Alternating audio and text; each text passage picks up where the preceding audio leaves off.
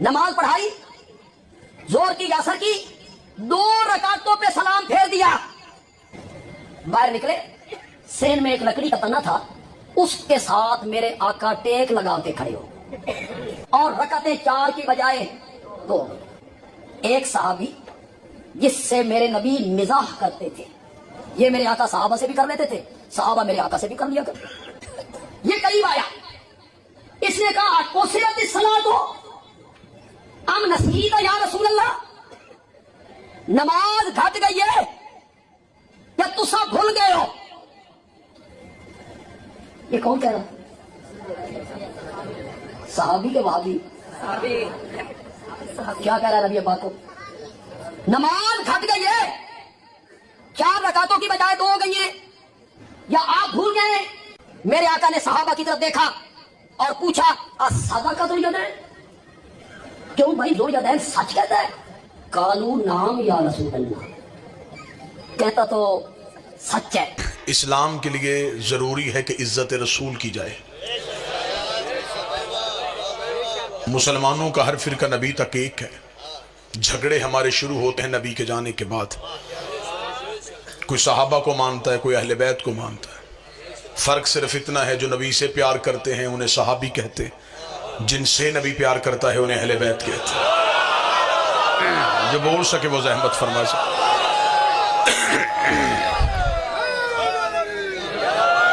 جو رسول کو اٹھاتے رہے انہیں صحابی کہتے ہیں، اور جنہیں خود پیغمبر اٹھاتے رہے انہیں اہل بیت کہتے ہیں۔ جھگڑے ہیں نبی کے بعد، نبی تک ہم سارے ایک ہیں، اور مذہب اسلام کی عزت پوشیدہ ہے رسول کی عزت میں۔ جس بڑے کو گھر کی 4 دیواری میں عزت نہ دی جائے اس کی بازار میں عزت کوئی نہیں کرتا۔ مسلمانوں کو چاہیے کہ پہلے نبی کی عزت اپنے گھر میں اتنی بڑھائیں کہ غیر مسلم بھی نبی کی عزت کو سمجھیں۔ آج ناموس رسالت کا بل پاس ہو، سب سے پہلے ہم شیعہ اس کی تائید کریں گے۔ عزت رسول پہ کوئی شیعہ سمجھوتا نہیں کر سکتا، ناموس رسالت پہ ہماری جان بھی قربان، لیکن ہمیں پہلے یہ طے کرنا پڑے گا کہ گستاخ رسول ہے کون کون۔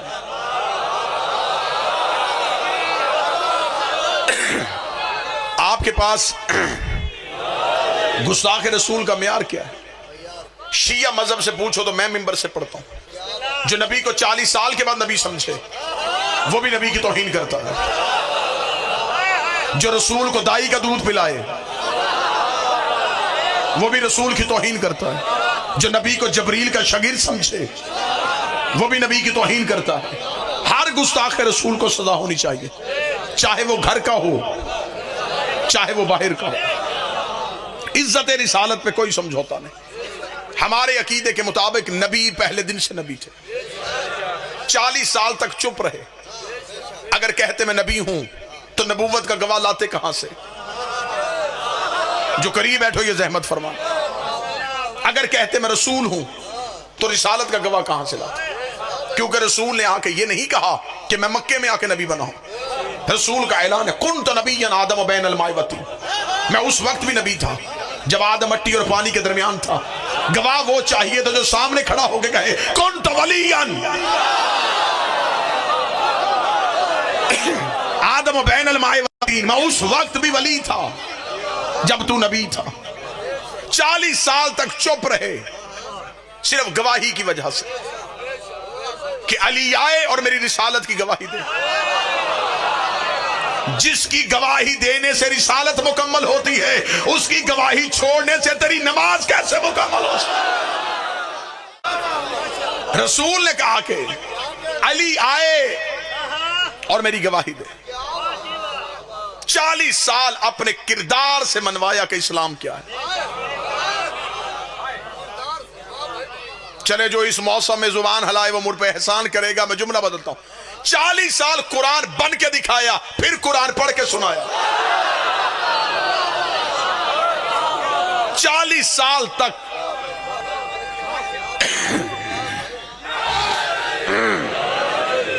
اپنے کردار سے اسلام کو منوایا کہ عرب کے وہ جاہل جو باپ کو باپ نہیں کہتے تھے ہمارے نبی کو صادق بھی کہتے تھے۔ अमीन भी कहते थे। रसूल ने कहा, कुरैश वालों, अगर मैं कहूं इस पहाड़ के पीछे लश्कर है तो मानोगे? उन्होंने कहा, कैसे ना माने, कह जो तू रहा है। रसूल ने कहा, अगर जाओ तो लश्कर ना मिले, फिर तुम्हारा अकीदा मेरे बारे में क्या है? उन्होंने कहा, अब्दुल्ला का बेटा, हम तेरा कलमा नहीं पढ़ते, लेकिन अगर पहाड़ के पीछे लश्कर ना हुआ तो हमारा अकीदा ये होगा, हमारी आंखें अंधी हो गई, तू सच्चा। शिया मज़हब में अगर अकीदा रिसालत सुनना हो तो हम नबी को 40 साल के बाद नबी नहीं समझते, हम नबी को पहले दिन से नबी समझते। ये कोई एहतराम रिसालत नहीं है। नबी 40 साल के बाद नबी बने, बकरियां चराया करते थे, दाई दूध पिला के चली गई थी। दाई ने दूध क्यों पिलाया? वो कहते इसलिए कि अमीरों के बच्चे अमीरों की दाइयां ले गई थी। दरूद सारे हजरात मिलके बुलंद आवाज से पढ़िएगा।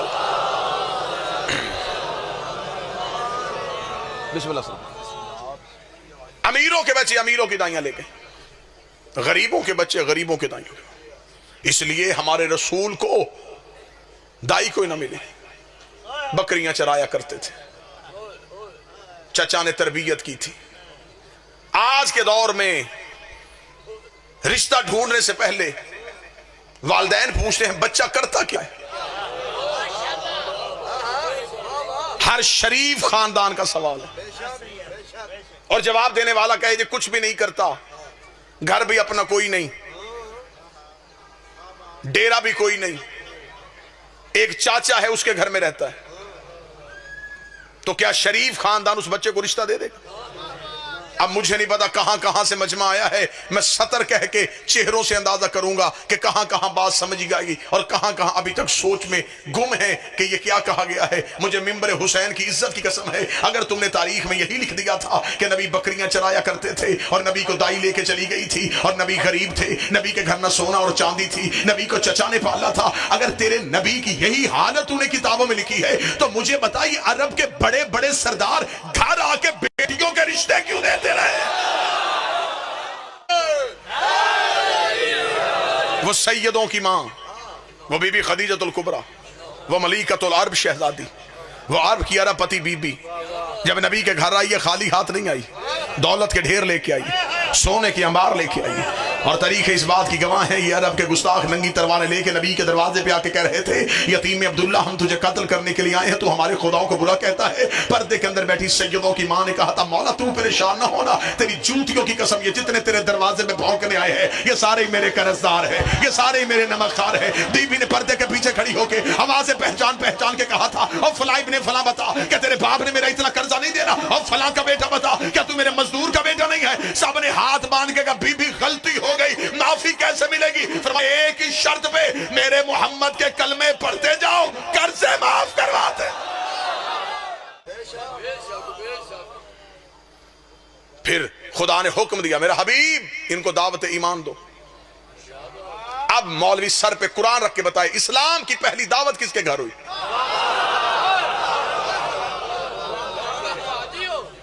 आज तक कभी मजलिस मंदिर में होते हुए देखी? कभी किसी मौलवी ने जुमा चर्च में पढ़ाया हो?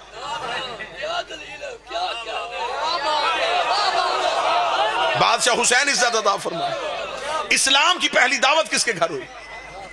अबू तालिब के घर। लंगर पकाने वाला कौन था? अली का बाप। 3 दिन मुसलसल दस्तरखान बिछाने वाला कौन था? अरब के बड़े बड़े सरदार किसके घर से आके खाते रहे? इस्लाम की पहली दावत अबू तालिब। लंगर पकाने वाला बाबा जी अली का बाप। इंतजाम करने वाला, छोटा मोटा दस्तरखान ही बिछाया था। जहां मक्के के सरदार आने हो, ऊंट ज़िबा किए गए। सारे बात सुनने के लालच में नहीं आए थे।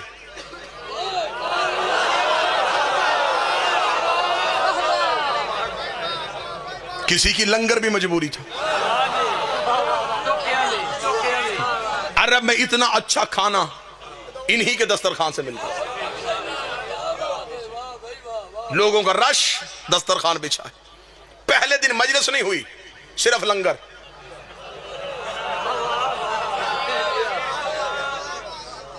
लोगों ने खाना खाया। हाँ, इमरान क्यों बुलाया था? फरमाया कल फिर आके खा लेना।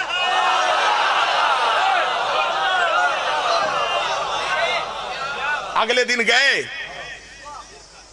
پھر ویسا ہی دسترخوان. کیا کروانا چاہتا ہے؟ ابو طالب چاہتے تھے کہ نمک رگوں میں بس جائے. نمک حرامی کرتے ہوئے تھوڑا سوچے تو صحیح.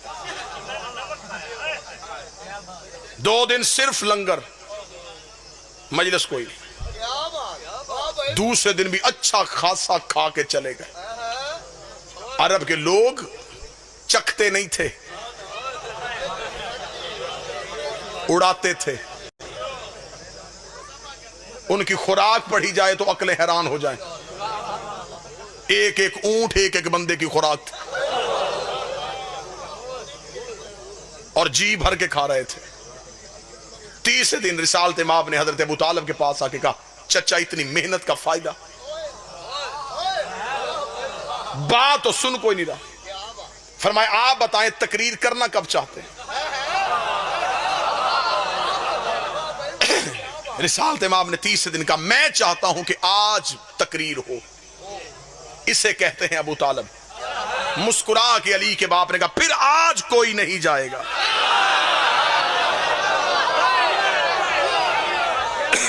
پھر آج ان میں سے کوئی نہیں اٹھے.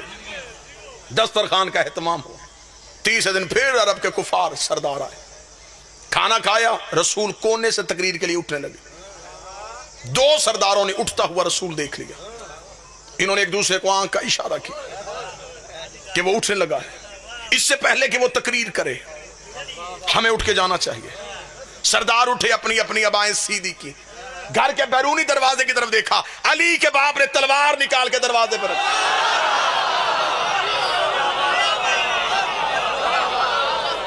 میں مکہ کا ماحول پڑھ رہا ہوں. تلوار نکالی، تلوار کی نوک اپنے گھر کے بیرونی دروازے پر رکھی. کفار نے دیکھا. ابو طالب یہ کیا؟ فرمایا خاموش، بیٹھ جاؤ. ایک ہاتھ ایک سردار کے اندر، دوسرا ہاتھ دوسرے. اس کو چپ. پوری محفل میں سناٹا طاری ہو گیا. دلوں کی دھڑکنیں نے کانوں میں سنائی دینی شروع ہو گئی. مکے کے سردار چپ ہو گئے. علی کا باپ جلال میں تھا. رسول کی طرف نگاہ گئی، پھر چہرے پہ کوئی غصہ نہیں. مسکرا کے قوم یا سیدی و یا مولایا. اور سیدی مرشدی کہنے والوں آؤ تمہیں بتاؤں سب سے پہلے سیدی کا لفظ کس نے کہا تھا؟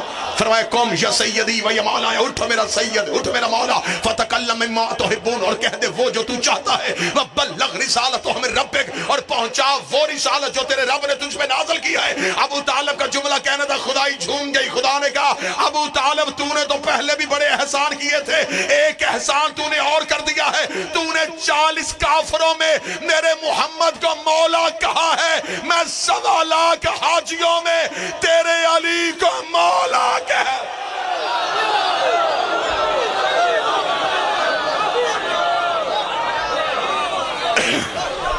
تو نے آج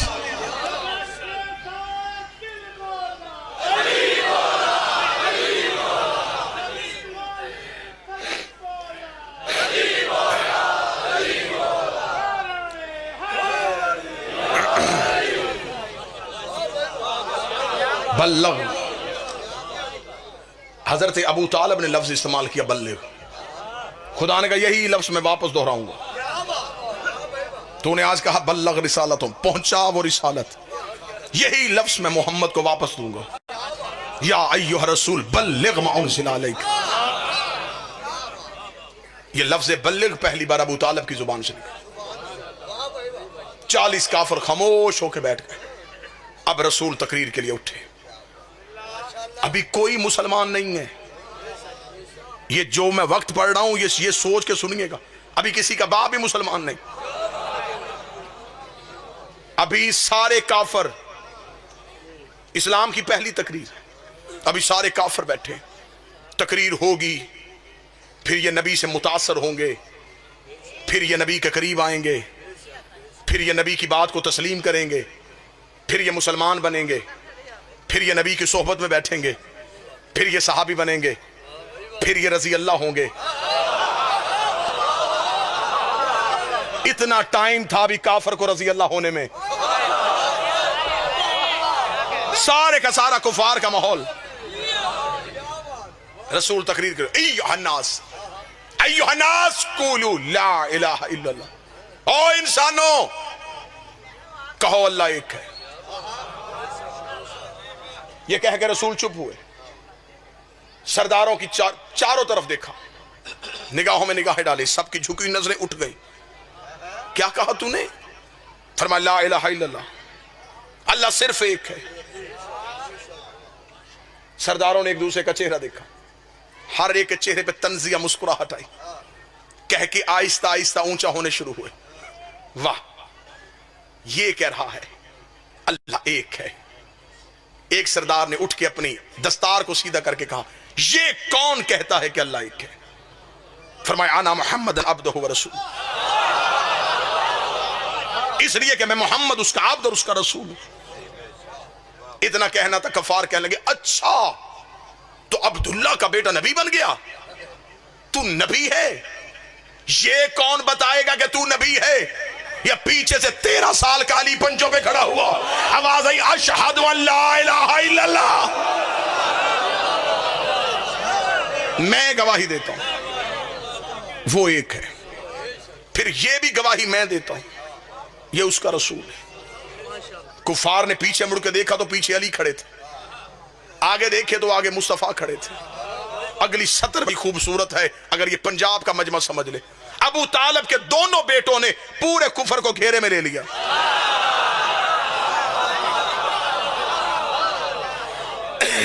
آگے دیکھے تو محمد رسول اللہ, پیچھے دیکھے تو علی ولی اللہ, دروازے پہ دیکھے تو عمران تلوار لے کے کھڑے.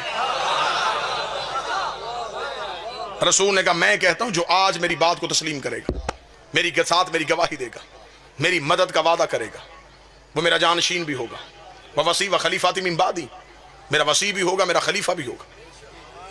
سب چپ. 3 دفعہ علی اٹھے, میں گواہی دیتا ہوں اللہ ایک ہے, میں گواہی دیتا ہوں تو اس کا رسول ہے. 3 بار جب علی اٹھے, رسول نے کہا اگر تو نے 3 بار میری گواہی دی پھر میں بھی گواہی دیتا ہوں تو اس کا ولی ہے, میرا وصی ہے, میرے بعد میرا جانشین ہے, میرے بعد میرا خلیفہ ہے. 90 کروڑ مسلمان پوری دنیا میں کلمہ پڑھتے لا الہ الا اللہ محمد رسول اللہ.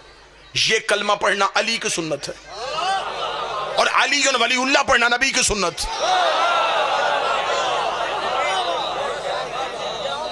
ایک موڑ یہ پہلا اسلام کا جس میں سب سے پہلے ابو طالب کے بیٹے نے اٹھ کے کھڑے ہو کے گواہی دی.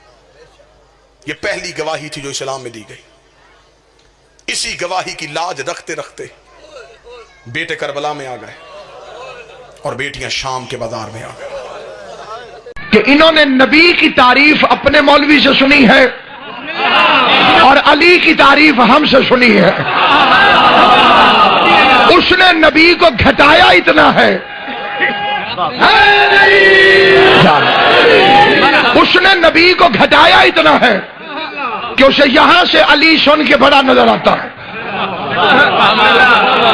یہ فکرہ میری پوری تقریر کی بنیاد ہے, اگرچہ اس میں اکثر حضرات نے توجہ نہیں فرمائی. اس نے اپنے مولوی سے نبی کی شان سنی. اس نے بتایا کہ جبرائیل پڑھانے آتا تھا اور حضور پڑھتے تھے, لیکن اب یہاں آیا تو یہاں سے سنا کہ جبرائیل شاگرد تھا.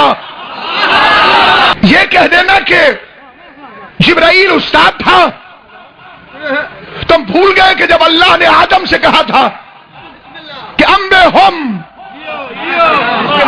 اے آدم انہیں پڑھا. کنہیں؟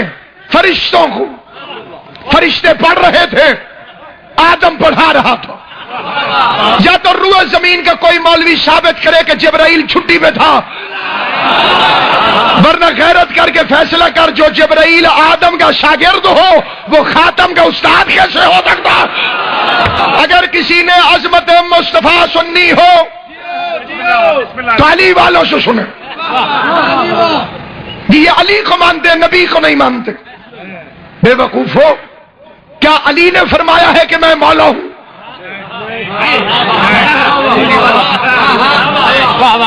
اگر علی نے فرمایا ہوتا اور پھر ہم علی کو مولا مانتے, پھر تو ہم علی کو مانتے تھے. علی کو مولا نبی نے کہا, علی کو مولا ماننا اطاعت رسول ہے، علی کو مولا نہ ماننا توہین رسالت ہے۔ غور ہے یا نہیں آپ؟